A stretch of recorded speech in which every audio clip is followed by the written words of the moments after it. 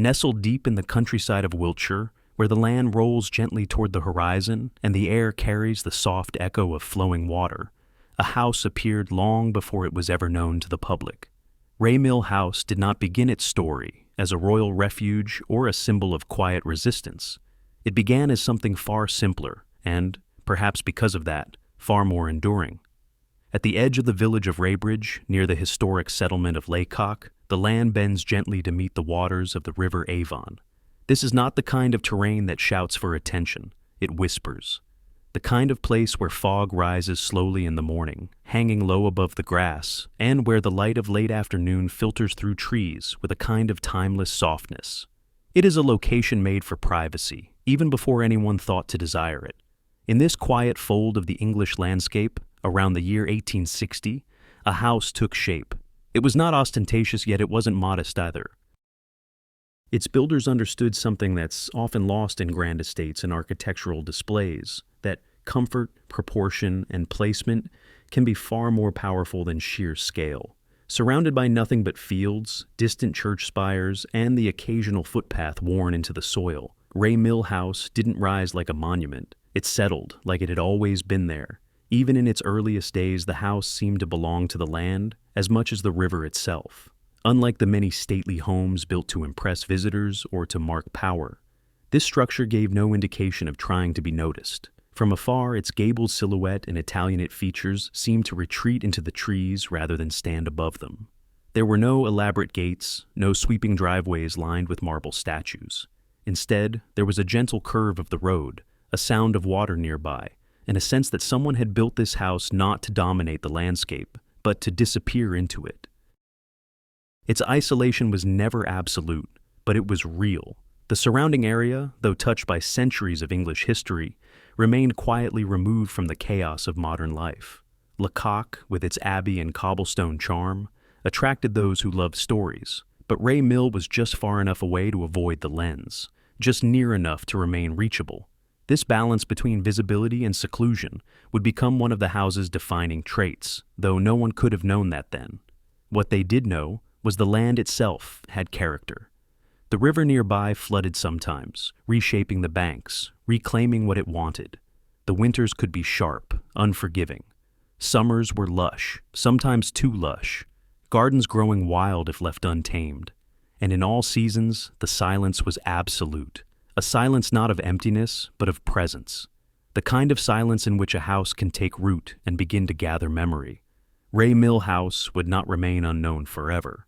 Its life was only just beginning. But from the very start, the house had a kind of quiet defiance, a resistance to spectacle, a refusal to conform to expectations. It was not built to impress, it was built to last. And in that decision, made more than a century and a half ago, lay the seed of everything that was to come. By the middle of the 19th century, England was awash with architectural ambition. Country houses rose not only as homes, but as statements, manifestations of taste, culture, and identity. And yet, in the heart of Wiltshire, Mill House took a quieter path. Built around 1860, it embraced a distinctly Italianate style, unusual for the region, and even more so for a structure that chose subtlety over showmanship. The Italianate movement, inspired by the rural villas of Tuscany and the romanticism of Renaissance silhouettes, had found its way into the English countryside during the Victorian era. But here, on the secluded banks of the Avon, those elements were adapted with restraint. Mill House stood only 2 stories high, but what it lacked in height it made up for in proportion. Its asymmetrical layout avoided the stiff formality of Georgian symmetry, opting instead for a more natural, organic composition. Gables rising not in perfect balance, but in deliberate variation, like pauses in a sentence spoken softly. The most striking feature of the house was its use of open pediments, triangular architectural frames atop the gables that didn't fully close, giving the structure a sense of openness and breadth. These were not just stylistic flourishes. They were a kind of punctuation, signaling intention without words. On the north, south, and west sides of the house, the design repeated itself not to impress, but to reassure, a tripartite rhythm of windows and angles that invited light in from every direction. Broad bands of stone ran below the first-floor windows, grounding the facade and supporting slender pilasters, vertical elements that echoed the columns of classical temples, but here, softened by time and purpose. These weren't cold or ceremonial details. They were softened, worn, and scaled to human presence. Each choice in the exterior design seemed to say, "This house is not built for show, but for sanctuary." The windows themselves, three-part compositions on both floors, weren't just for viewing the outside world. They were portals, aligning the interior with the garden, the river, and the slow drift of seasons. Light filtered through these windows not in grand beams, but in quiet layers. The lunette windows, half-moon-shaped and perched beneath the pediments, added a lyrical touch, like an architectural nod to the passing moon, watching over the grounds. To arrive at Ray Mill House during those early years was not to be dazzled by wealth. It was to feel something more elusive, intention. Whoever had commissioned its construction understood the power of architecture not just to shelter, but to speak. The house did not shout. It whispered, through proportions, through materials, through balance. It offered a kind of coded language for those attuned to the conversation between structure and soul. And perhaps that's why the house endured. Its design did not chase fashion, nor did it cling to a rigid past. It existed somewhere in between, classical but not pretentious, expressive but not loud. Even as decades passed and tastes shifted wildly, the house remained steady, its facades quietly holding their message. A message not written in stone plaques or family crests, but in line, shadow, and form. A message that said, beauty, when it's honest, needs no explanation. Not all history announces itself. Some of it lingers quietly in brick and stone, waiting for someone to recognize its value.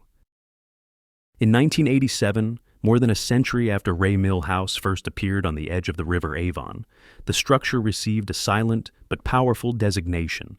It was listed as a Grade II building on the National Heritage List for England. To outsiders, it might have seemed like just a formal line in an official register, but for the house, it marked a profound shift. From that moment forward, Ray Mill was no longer simply a private residence. It became part of the architectural memory of the nation. Grade II listing is not granted casually. It's reserved for buildings of special interest, structures that capture something essential about their era, their craftsmanship, or their cultural context.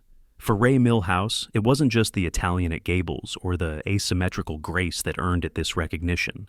It was the way these elements combined to create something rare, a country house that resisted spectacle but still carried meaning in every stone.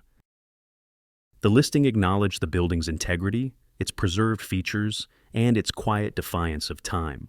In a world where so many 19th century houses had been expanded beyond recognition or hollowed out by careless modernization, Ray Mill stood firm.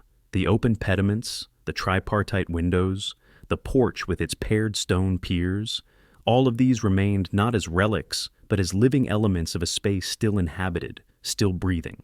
This was not a frozen museum piece. It was a structure still in dialogue with the present. But with that official recognition came responsibility. A Grade II listing means protection, but also limits. The house could not be altered without oversight. Its facades became legally preserved. Renovations had to respect the original spirit of the design. Extensions couldn't distort the proportions. Materials had to harmonize with what was already there. The house had become, in essence, a custodian of its own story. This status didn't only protect the house from careless changes, it also insulated it, in a way, from erasure. In a rural England increasingly filled with new developments and architectural replacements, Ray Mill House could not be quietly demolished. It could not be forgotten. The listing embedded it into a wider tapestry, one where homes, not just castles or cathedrals, carried the weight of historical identity. Yet, what made this designation so intriguing was how little the house seemed to need it. Ray Mill was never a place that screamed for recognition. Its power came from subtlety, its charm from restraint. The Grade II listing merely put official words to what the architecture had been saying all along. This house matters, not because of who lived there or what events occurred inside, but because it reflects a way of building, a way of living, that is increasingly rare. The designation didn't freeze the house in time, but it did slow time down. It allowed Ray Mill to continue on its own terms, protected from reinvention and safeguarded from erasure. In a century where so many houses fade into anonymity or are reshaped beyond memory, this one kept its voice. Quiet, yes, but unbroken. By the time the 1990s arrived, Ray Mill House had already endured more than a century of quiet existence, weathering seasons, absorbing histories, and holding its form without ever demanding attention. But in 1996, everything changed. Not in its architecture, not in its walls or windows, but in its meaning.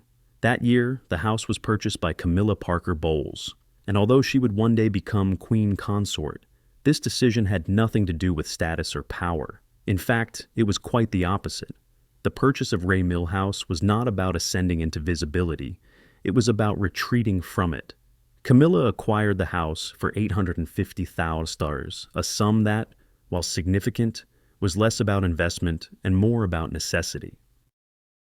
In the aftermath of a highly public divorce, and under the weight of intense media scrutiny, she needed something that few in her position ever truly find. A place that asked nothing of her. No ceremony, no titles, no judgment, just privacy, wrapped in trees and silence.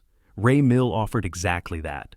The choice was deliberate. She could have sought a more opulent estate, something grand and fortified, an architectural fortress to hold back the press and public curiosity. Instead, she chose a house already defined by subtlety. A house built to blend in, not stand out. A house whose design echoed calm, whose garden walls did not separate so much as shield. For a woman at the center of one of the most scrutinized relationships in modern royal history, Ray Mill was not a luxury. It was a lifeline. But this was more than just a real estate transaction. This was a moment of transformation for the house itself. Ray Mill, for the first time in its long history, ceased to be just a countryside estate and became something more intimate, a personal refuge. Its identity shifted from architectural landmark to emotional anchor. Rooms that once echoed with the sounds of distant lives now became filled with the presence of someone determined to live quietly, away from palaces, processions, and palace whispers. This transformation didn't happen all at once. It unfolded slowly, in private gestures and lived moments. The walls remained the same, but the energy inside them changed. The garden, once ornamental, now became a space of recovery and solitude. The interior was reshaped, not to impress guests, but to provide comfort. Family photos replaced formal portraits. A dog might sleep near the fireplace. Furniture wasn't curated for legacy, but for familiarity. Camilla wasn't the only one rebuilding her life within those walls. The house, too, was entering a new phase, one where its value was no longer tied to architecture or heritage listings, but to the role it now played in a story that was unfolding behind closed doors. Ray Mill became a rare kind of property, not just lived in, but leaned on. It absorbed the pressure of the outside world and diffused it across its acres of green, its thick stone walls, its quietly humming rooms. What's perhaps most remarkable is how the house never tried to change to suit its new purpose. It didn't need to. Its design, its layout, its quiet location, everything about it had always been waiting for someone who needed not just a place to live, but a place to disappear. And in Camilla, it found that person. A woman, not yet a queen, not yet fully accepted by the public, but already someone who understood the value of silence, stillness, and space. In the years to come, Ray Mill would continue to exist in this dual state, visible from above, yet emotionally unreachable, a place known to the world, but understood by very few. And in that delicate balance, it fulfilled a rare purpose. It did not protect royalty. It protected a person. There are houses that serve as homes, and there are those that serve as borders, spaces that don't just hold furniture and memory, but also hold the tension between two very different worlds. Ray Mill House became exactly that. As Camilla's life shifted closer to the heart of the monarchy, the house remained rooted in something more grounded, more personal. Even after her 2003 move to Clarence House, where she would now share a residence with the then Prince of Wales, she did not part with Ray Mill, and that decision was telling. To outsiders, it might have seemed unnecessary, an extra property, surplus to royal needs. But for those who understood what Ray Mill represented, Its continued presence in Camilla's life made perfect sense. Clarence House was a palace in everything but name, formal, official, steeped in duty. Ray Mill, by contrast, remained untouched by protocol. No footman stood at its door, no staff in livery glided through its halls. No reporters waited outside its gates, because there were no gates to wait at, only hedges, trees, and a long stretch of quiet road. This was not just about privacy, it was about autonomy. In a world where every public gesture is managed, recorded, or reinterpreted, Ray Mill became a place where Camilla could choose how to exist, not as the wife of the future king, not as a public figure navigating centuries of royal expectation, but simply as herself. Here, she could cook her own meals, ride her horse without cameras, walk barefoot through the garden, or sit for hours in the drawing room without the world demanding a reason. The house existed in a strange kind of limbo, physically rooted in rural Wiltshire, emotionally anchored in something much more abstract. It wasn't entirely separate from royal life, but it wasn't part of it either. It was the in-between, a place where neither titles nor public perception mattered, where the atmosphere was not dictated by court schedules or ceremonial obligations, but by weather, seasons, and the rhythm of solitude. This in-between quality gave Ray Mill a kind of protective magic. In moments of tension or national attention, it offered retreat. When public roles became overwhelming, the house waited. It did not ask questions. It did not perform. It simply stood where it always had, quiet, unchanged, and willing to absorb whatever needed to be left behind. And that, perhaps, is why it was never sold. For Camilla, Ray Mill wasn't a former home. It was a parallel one, a counterweight to everything royal life demanded. It reminded her that before royal processions, before official portraits, before gold-edged invitations and diplomatic protocol, there had been this place, this quiet corner of the world where she had built a life on her own terms. The house came to symbolize not escape, but equilibrium, a tether to something real, something human. And in that way, Ray Mill House became something no palace could ever fully be. A reminder that behind every public role is a private self, and that self, if it's lucky, finds a home that doesn't change with the headlines. From the moment you pass through the hedge boundary of Ray Mill House, something shifts. The gravel path softens beneath your steps. The trees close in, not to obscure, but to protect. And the gardens, 12 acres of them, don't reveal themselves in a single glance. They emerge gradually, as if testing your presence, inviting you to walk deeper, to slow down, to listen. These are not the formal, symmetrical gardens of royal estates designed to impress visiting dignitaries or dazzle in aerial photographs. These are gardens grown for something more intimate, for quiet, for reflection, for the kind of wandering that leaves no footprints. When Camilla acquired Ray Mill House, the gardens were little more than an unshaped potential, but over time, they became her sanctuary in the most literal sense. And it was not a solo endeavor. Charles, long before becoming king, offered his knowledge and quiet guidance. As a passionate gardener and steward of Highgrove's now famous organic grounds, he brought not just an aesthetic sensibility, but an ecological one.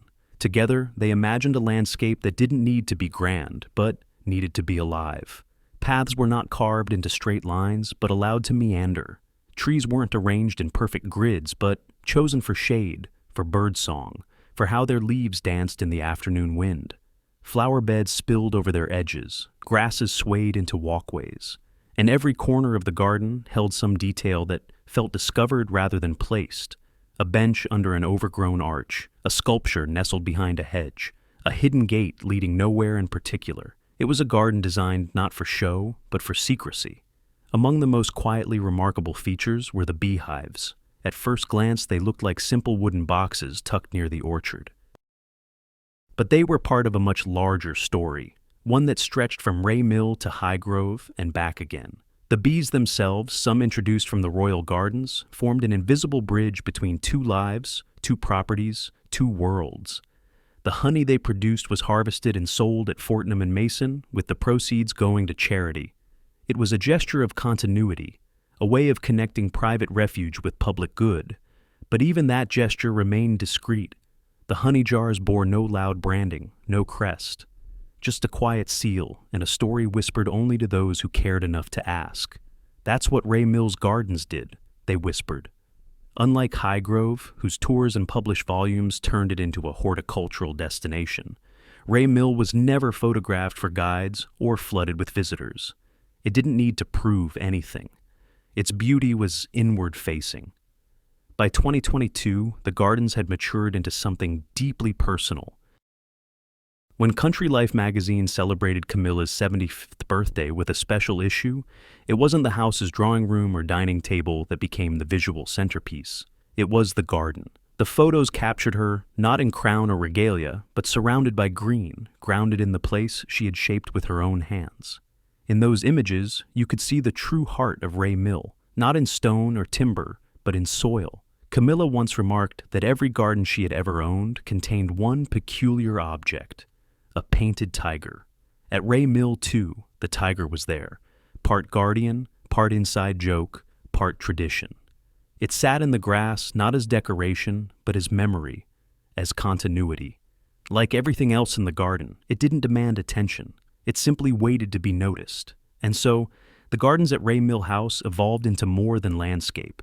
They became an emotional map, one that traced a journey of rebuilding, of rediscovery, of resilience.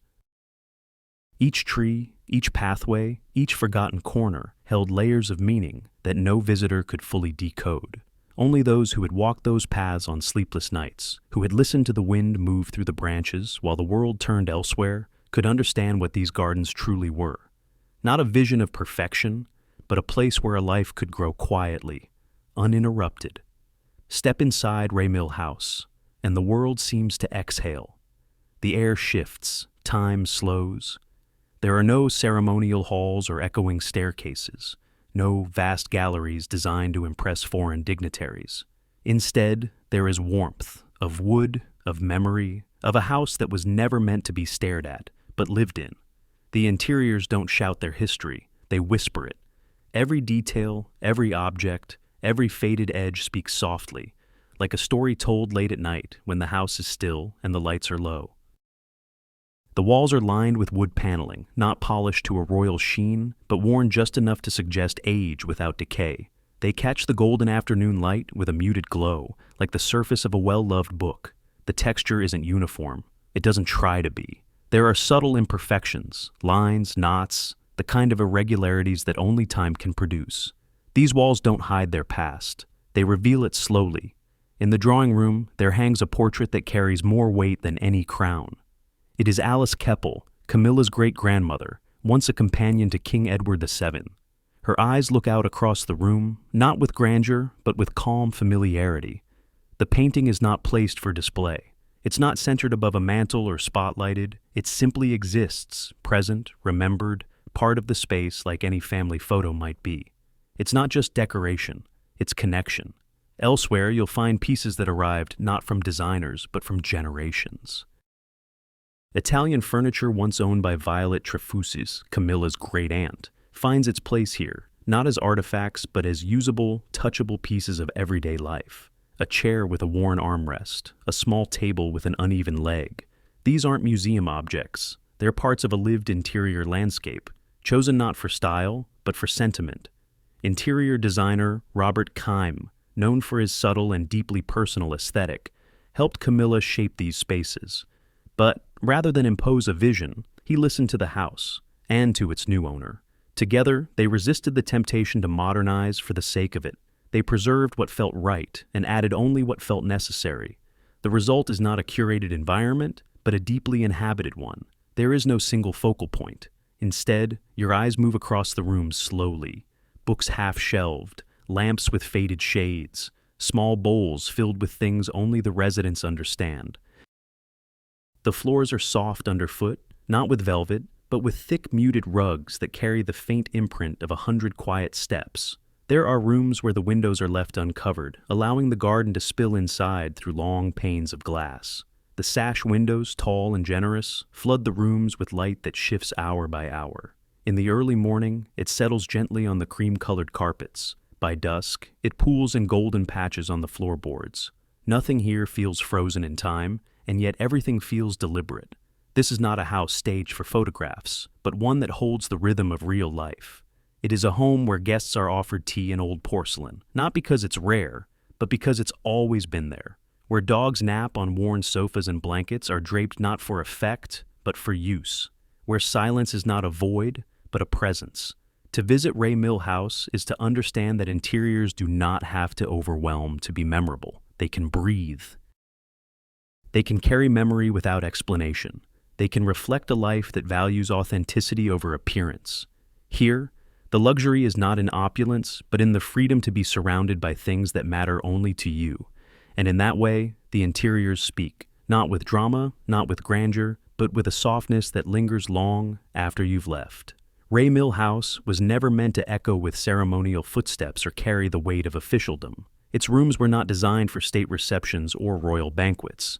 They weren't measured to accommodate titles, but emotions. That's what makes them so different from the grand interiors of palaces like Windsor or Clarence House.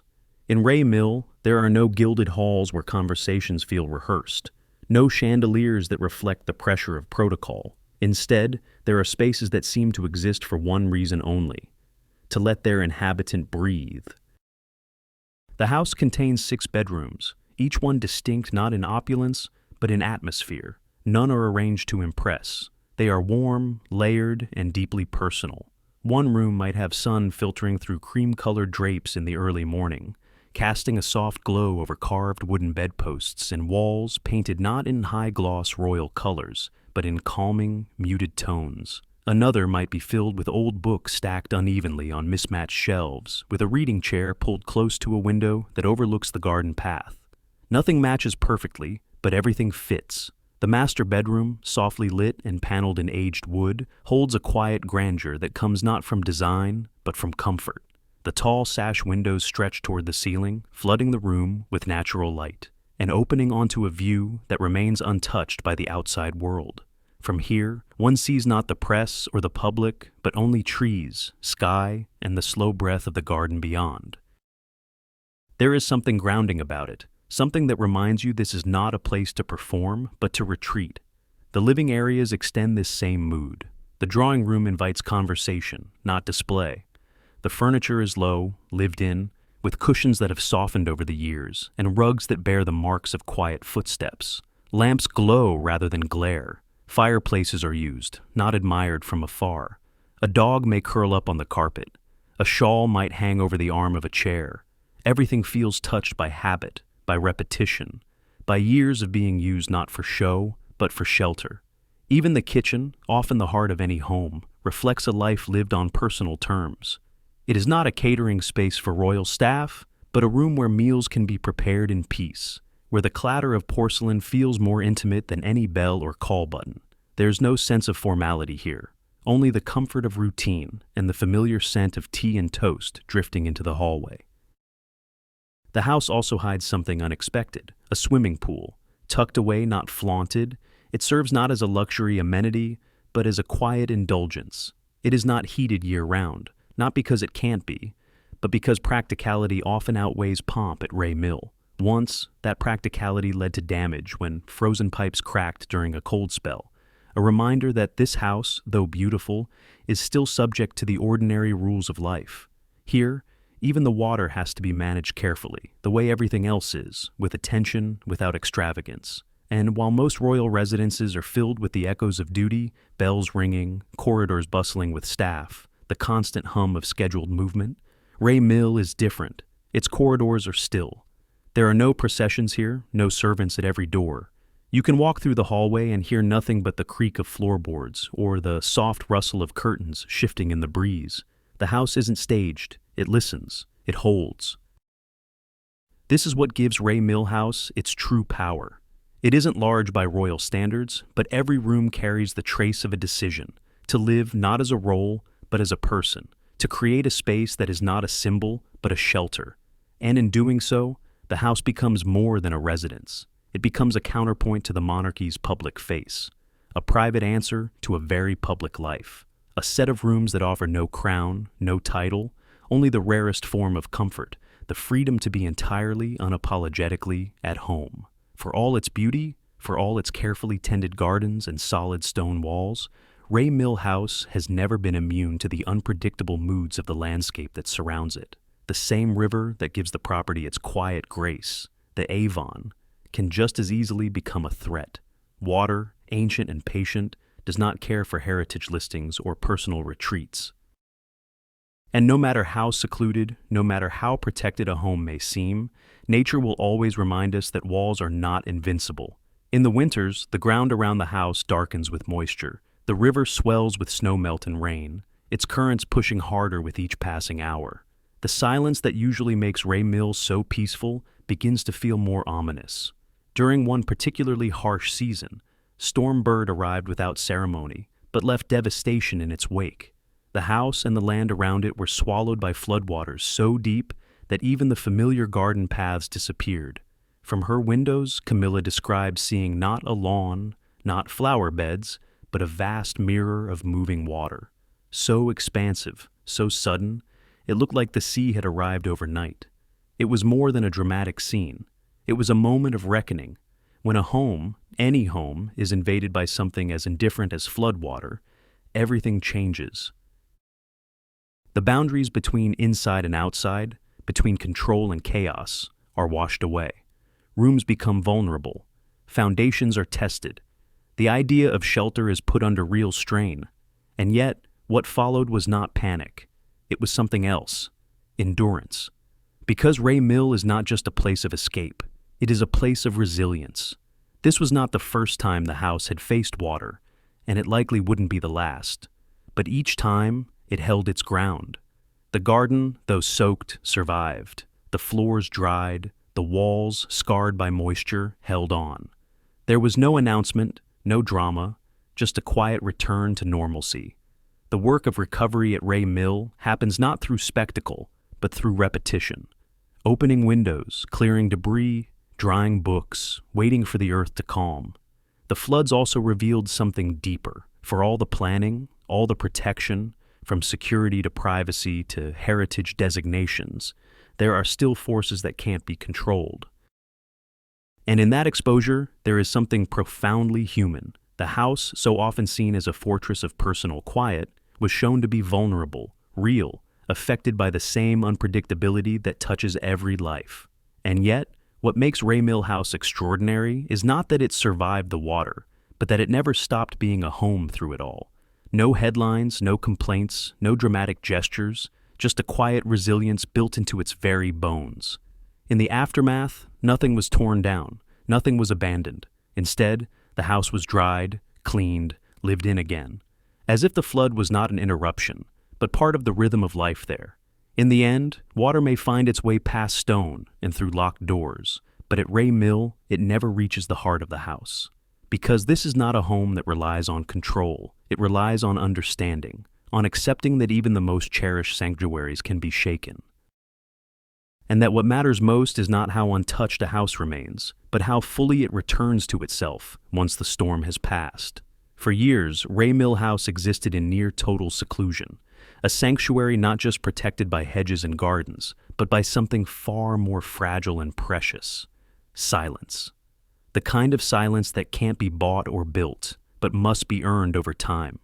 It lived in the rustle of trees, in the creak of the garden gate, in the hush that settled over the gravel path leading to the front door.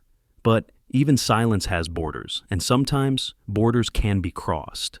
The road leading to Ray Mill House was never a thoroughfare. It was a private stretch, shared only with one neighboring property, barely used, tucked away from the public eye. For years, it was just another part of the landscape, quiet, uneventful, familiar. But then came a proposal, one that seemed at first like a minor bureaucratic development, a request for planning permission. A neighbor wanted to convert an outbuilding on their land into a commercial holiday rental, and with that request, everything changed. Suddenly, the road that had once been part of Ray Mill's cocoon was no longer just a driveway. It became a point of access for strangers. The idea that guests unknown and unvetted might begin arriving through this quiet corridor was not just an inconvenience. It was a threat to everything the house represented. Privacy wasn't a luxury here. It was a necessity. The integrity of the space depended on it, and now that integrity was being negotiated over planning documents and council decisions. What followed was a slow and frustrating back and forth. Legalities clashed with lived reality. On paper, the changes might have seemed minor: a right of access, a repurposed barn, a few extra vehicles per week. But inside the walls of Ray Mill, the shift was seismic. This wasn't just about traffic or noise. It was about dignity. About the right to exist without intrusion. About the delicate balance that allowed a woman who had lived under intense public scrutiny to claim, finally, a space that belonged only to her. The idea that this space, so carefully shaped, so privately lived, could be brushed up against by weekend rentals and holiday makers broke more than a boundary. It broke a kind of unspoken agreement between land and life. The sense that here, at least, one could walk through a garden path without the distant sound of car doors or unfamiliar footsteps. And yet, because the land was shared and the law indifferent to sentiment, the proposal eventually went through. The planning permission was granted. The quiet was no longer guaranteed. The road became something else, a contested space where ownership ended and exposure began. For Ray Mill, this was perhaps the most invisible kind of intrusion. No walls had been breached, no cameras had been set up, but something foundational had shifted.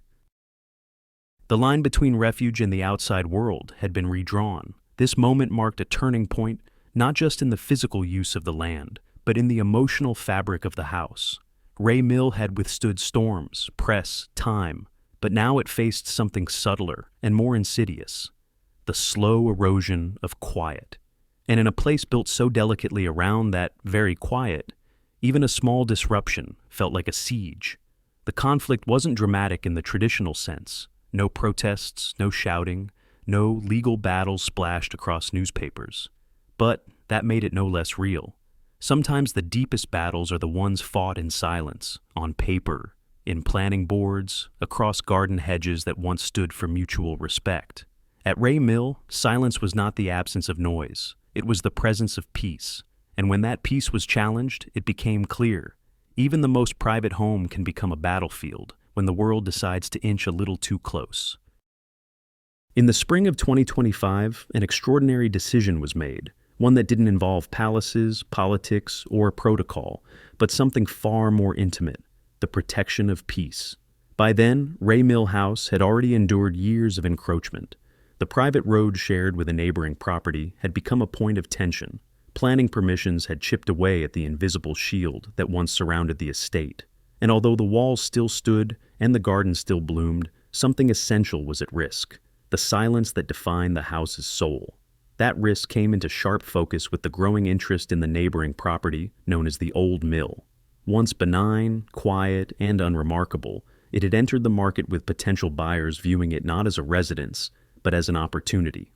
Proposals were whispered, plans to convert it into a luxury rental, possibly even a wedding venue. In most places, this might be seen as progress. But for Ray Mill, it was something else entirely. It was existential, because one house can only be as private as its surroundings allow. A wedding venue next door wouldn't just bring music and lights. It would bring people, deliveries, cameras, laughter, echoes that travel across the water, footsteps on the shared road, unfamiliar faces where once there were none. It would erase, in a single transaction, everything that had made Ray Mill a sanctuary for decades. Faced with this threat, King Charles, now monarch but also a husband, acted not with public decree but with quiet resolve. Using his private funds, he purchased the Old Mill for a reported $3 million.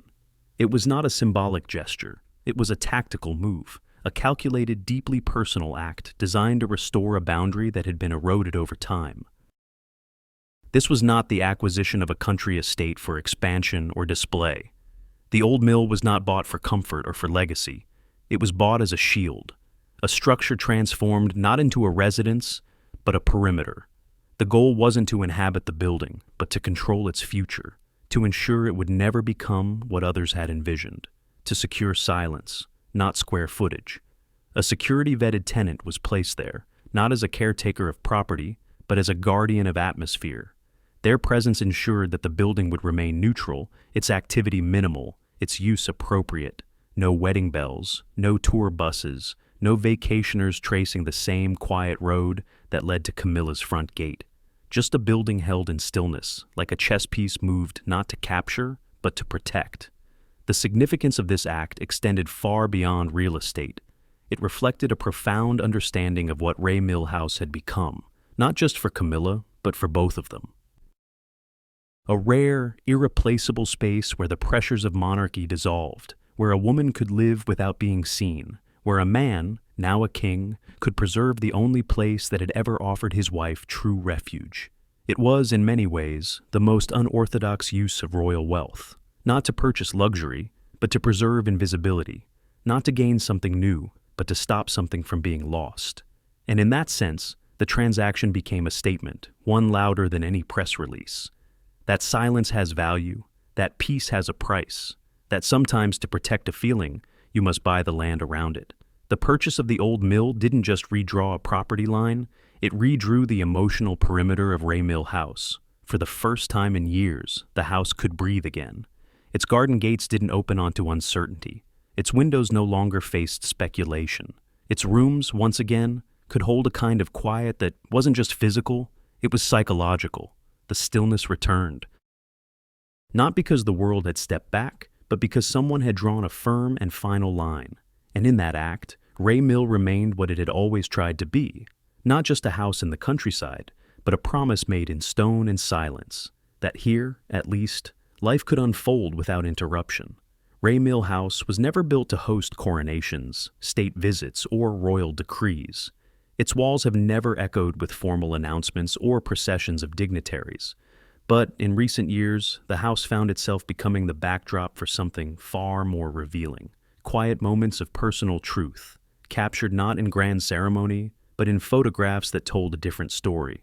One of peace, retreat, and a woman allowed finally to simply be herself. In July 2022, to mark her 75th birthday, Queen Camilla did something unexpected. Instead of choosing a palace or an official royal setting for her commemorative portrait, she chose Ray Mill. The images, later featured in Country Life magazine, were not carefully staged exercises in monarchical authority. They were warm, grounded, and strikingly natural. No throne, no crown.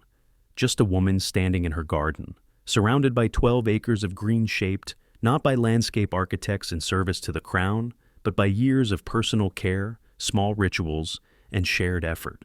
The photographs, taken by Catherine, Princess of Wales, added another layer of intimacy. Here was a stepdaughter behind the lens, and a queen consort as the subject, not posing but inhabiting the space fully, freely.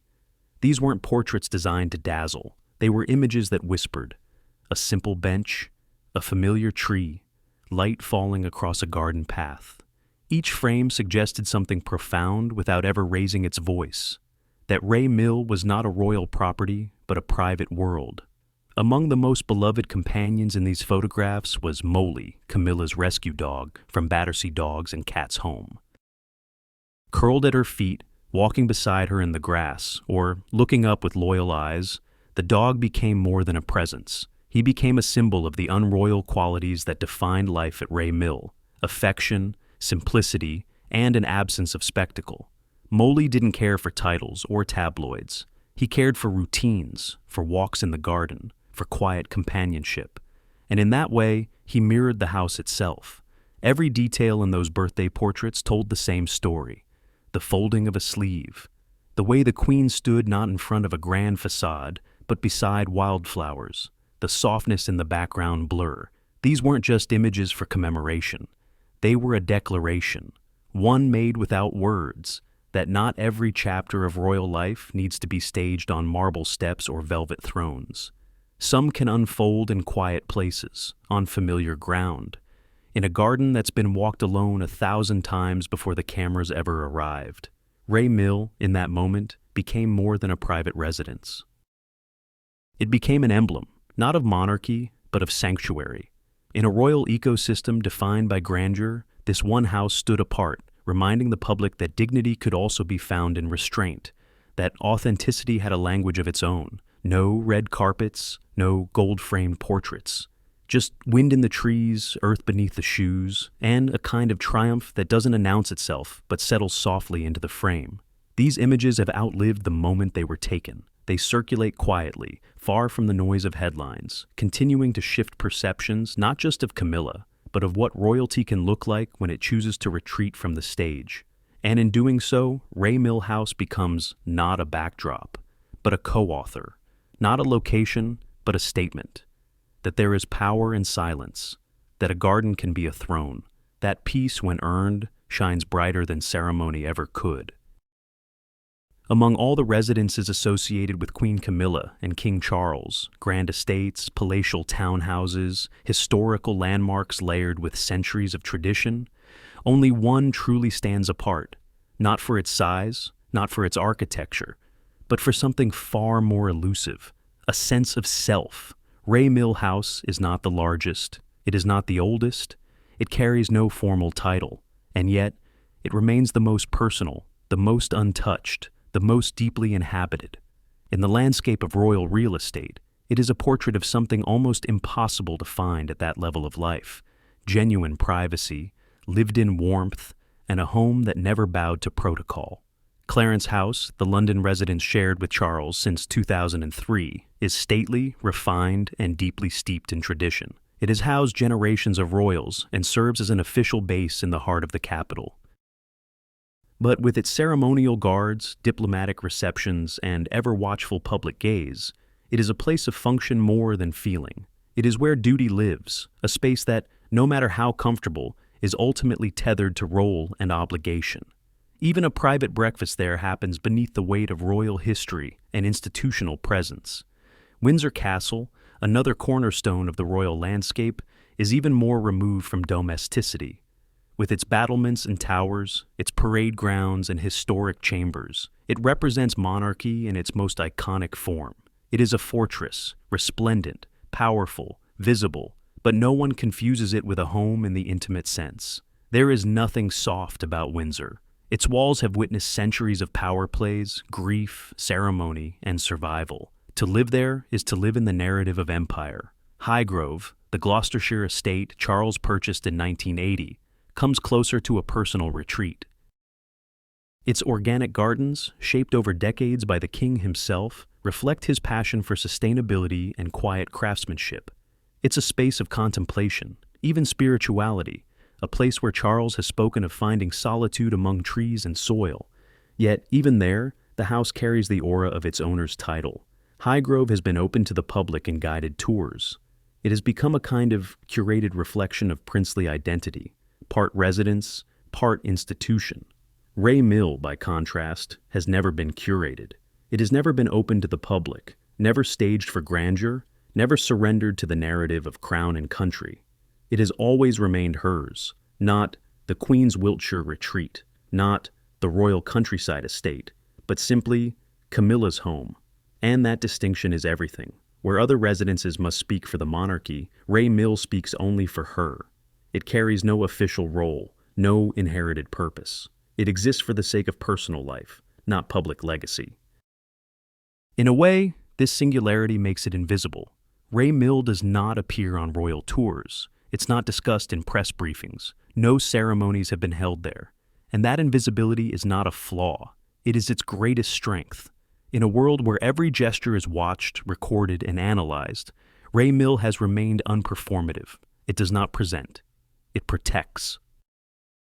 Even in the Queen's own life, the emotional contrast is clear. Clarence House is where she works. Windsor is where she represents. Highgrove is where she shares. But Ray Mill is where she belongs.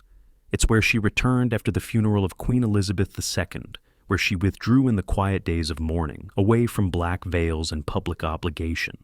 It's where birthdays are marked not with fanfare, but with morning coffee on the terrace.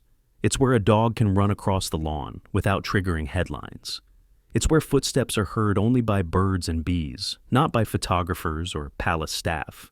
It is, in essence, the last domain untouched by monarchy. And yet, it tells us more about Camilla than any crown ever could. It reveals her tastes, understated, layered, unforced. It reveals her boundaries, firm, carefully drawn.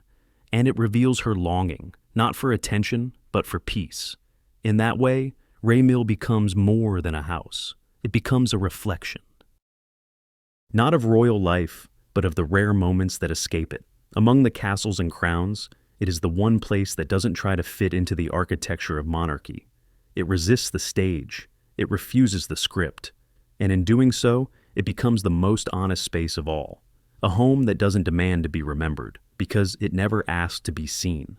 From the outside, Ray Mill House looks like the embodiment of country refinement, a perfectly proportioned 19th century estate surrounded by quiet gardens, well-aged brickwork, and a life seemingly untouched by the mundane. But even the most elegant homes, especially those tucked away from the spotlight, carry within them the unspoken burdens of maintenance, compromise, and consequence. And nowhere was this more starkly revealed than in the story of a single winter, a swimming pool, and the silence of frozen pipes. The pool at Ray Mill is not grand by royal standards. It is not lined with imported stone or enclosed in a spa pavilion. It is simple, discreet, barely visible behind the house, one of the few luxuries the estate quietly contains. It is not for spectacle, but for solace, a place to float, to pause, to feel the seasons shift in the movement of water. But water, when left unattended in the cold, becomes something else entirely. It becomes a risk. At some point, in the interest of practicality, perhaps energy conservation, perhaps discretion, Charles reportedly suggested turning off the heating during the colder months. It was, on paper, a sensible decision. Why heat a pool that wouldn't be used? Why waste energy when the house itself was meant to remain dormant through winter?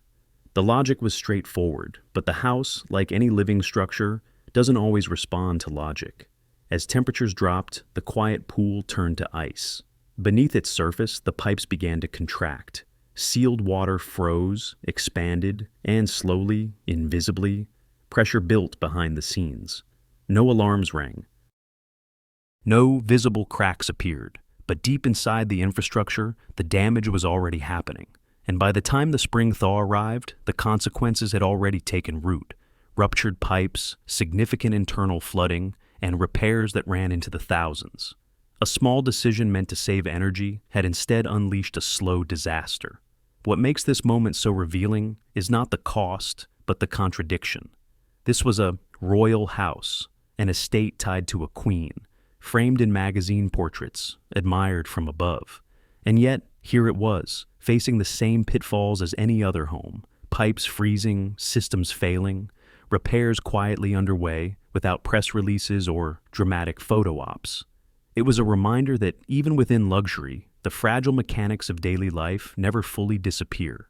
That beauty can be pierced by a single oversight, and that even in the most idyllic settings, maintenance is unglamorous, constant, and unforgiving. And in a larger sense, it speaks to the truth behind homes like Ray Mill. These places are not museums. They are not fantasy. They are living, breathing structures, subject to weather, to decay, to wear and error. They demand attention, and when neglected even briefly, they respond not with grace, but with quiet rebellion. Water finds the weak spot. Time exposes the shortcut. And what was once a sanctuary can, almost overnight, become a site of crisis. This incident, almost mundane in its specifics, adds yet another layer to the myth of the house. It is not untouchable. It is not invulnerable. It is human in its own way. Its walls hold warmth, but also risk. And for Camilla, this moment no doubt underscored a familiar truth, that no amount of status can shield you from the realities of home ownership. Whether you live in a terraced house or a listed country estate, a burst pipe is still a burst pipe. But perhaps that's part of what makes Ray Mill so enduring. It doesn't hide these things. It absorbs them. It continues. Repairs are made, silence returns, the pool is restored, and the lesson remains, quietly folded into the structure of the house, that even the most peaceful places require vigilance. That comfort is not a given, but a practice, and that energy, literal and emotional, is never limitless. It must be spent wisely, or it might one day crack the foundation. Today, Ray Mill House still stands where it always has, along that quiet bend in the river, behind hedges thick with time, watching the world pass by without ever asking to be seen. Unlike the great royal palaces, it has no public hours, no tours, no velvet ropes. Unlike the grand historic houses of England, it does not appear in glossy guidebooks or heritage commercials. It is not preserved under glass, nor frozen in time. And yet, despite, or perhaps because of, that, it endures more truthfully than any royal residence ever could. Ray Mill House does not crave attention. Its shutters remain half-closed. Its walls do not demand admiration. It has been featured in photographs, yes, at birthdays, in glimpses of the garden, or through a passing lens, but always as a setting, never a subject. It has never tried to define itself through the grandeur of its architecture or the power of those who've passed through its rooms. Instead, it's lived quietly, respectfully, on its own terms. And those terms have never changed. There is something profound in that refusal to perform. In an era where visibility is currency, where privacy is so often traded away for relevance or influence, Ray Mill continues to whisper its own language. It teaches simply by existing that significance does not require spectacle, that a home can be valuable not for what it shows, but for what it protects. And what it protects is rare, a life lived without interruption, without commentary, without staging. The house has seen transformation, of course. Owners have come and gone. Gardens have evolved, paint has peeled and been reapplied, rooms have shifted in function. But the spirit of Ray Mill has remained remarkably intact. It resists reinvention. It rejects branding. It is not trying to symbolize a new era or define a legacy. It doesn't hold coronation gowns or diplomatic secrets. It holds mornings, shadows moving across the floor, the smell of cut grass, the silence after a storm, the breath of someone waking up alone, not lonely, but unobserved. Camilla may now wear a crown. Her titles may stretch across multiple lines of royal protocol. But at Ray Mill, she remains something else entirely. Not queen, not consort, just a woman in her garden, a figure in the kitchen making tea, someone brushing past the bookshelf in a quiet room without thinking about who might be watching. Because here, no one is, and that is the point. The house, if anything, asks only to be left alone. It is not a legacy project. It is not a monument. It does not look back in nostalgia or forward in ambition. It simply continues. It shelters. It listens. It waits. And those who pass through its rooms, family, friends, animals, trusted staff, are not owners in the traditional sense. They are caretakers, not of the building alone, but of the stillness it holds. That stillness is not passive. It is active, hard-earned. It has survived weather and water, cameras and conflict, shifting political winds and relentless public interest. And yet it stands, unimpressed, unmoved, unchanged at its core. Not because it is indifferent, but because it knows what it is. It is a place apart, a house not defined by its visibility, but by its invisibility. Not by the titles of those who dwell within, but by the way they are allowed finally to disappear into it. Ray Mill House is not a palace, not a museum. It is something much more elusive, a real home. And in that quiet defiance, in that refusal to participate in the spectacle of monarchy or media, it tells us more about permanence than any crown ever could. It remains, on its own terms, unclaimed by history, but never forgotten by those who need it most.